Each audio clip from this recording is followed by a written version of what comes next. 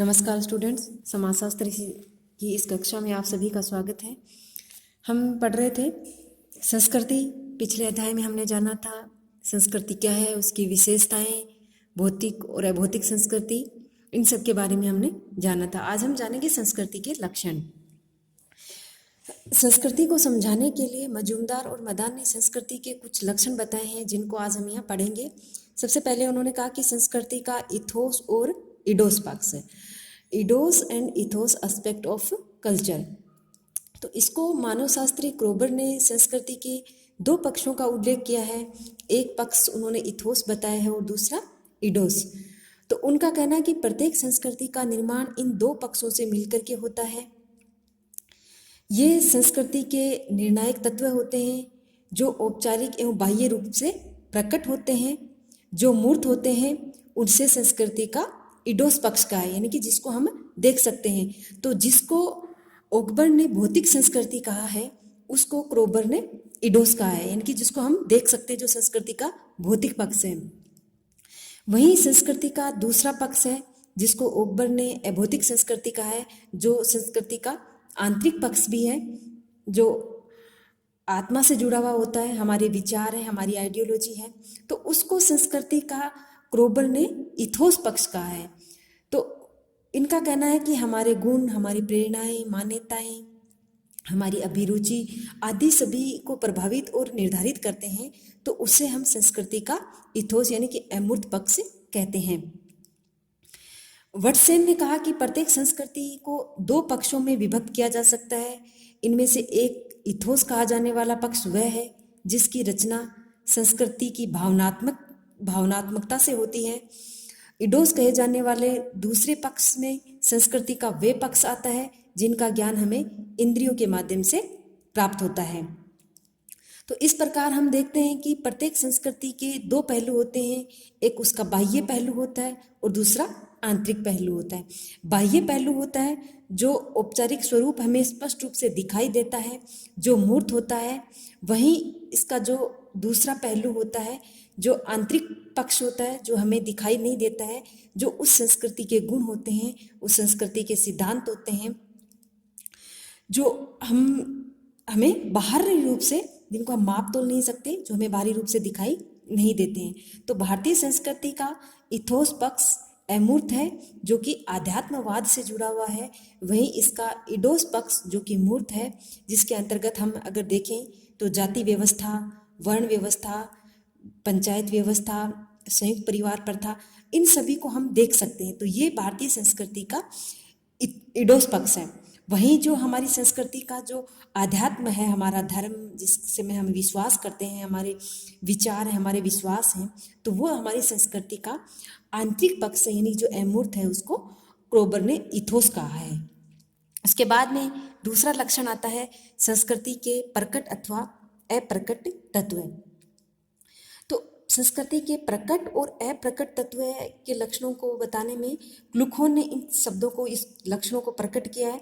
उन्होंने संस्कृति के दो पक्ष बताए, एक प्रकट पक्ष और दूसरा अप्रकट पक्ष है। तो उन्होंने संस्कृति को दो भागों में बांटा, प्रकट और अप्रकट।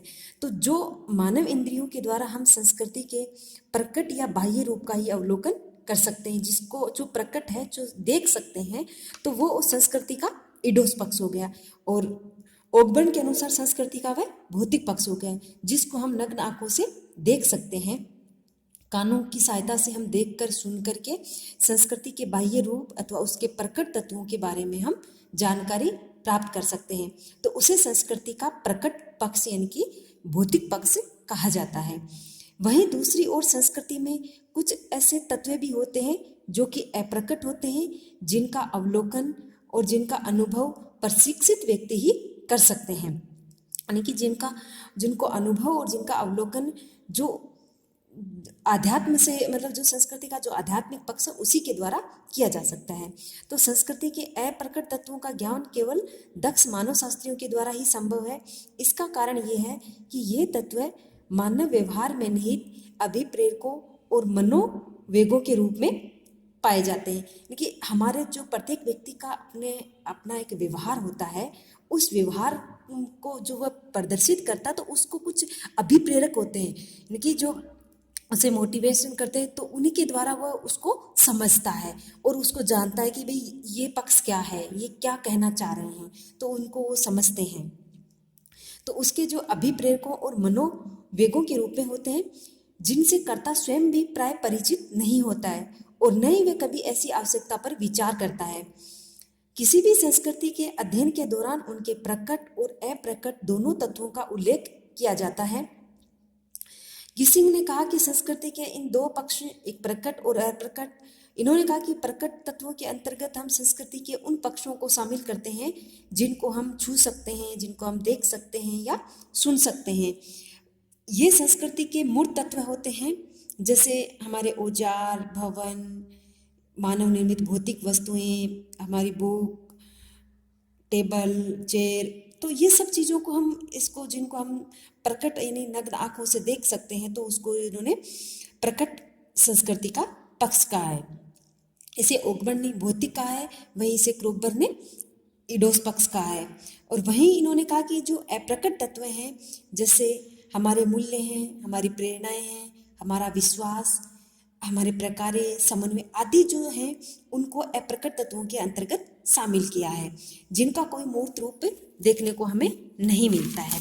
उसके बाद में इन्होंने तीसरा पक्ष बताया है सांस्कृतिक निर्धारणवाद, कल्चरल डिटर्मिनिज्म।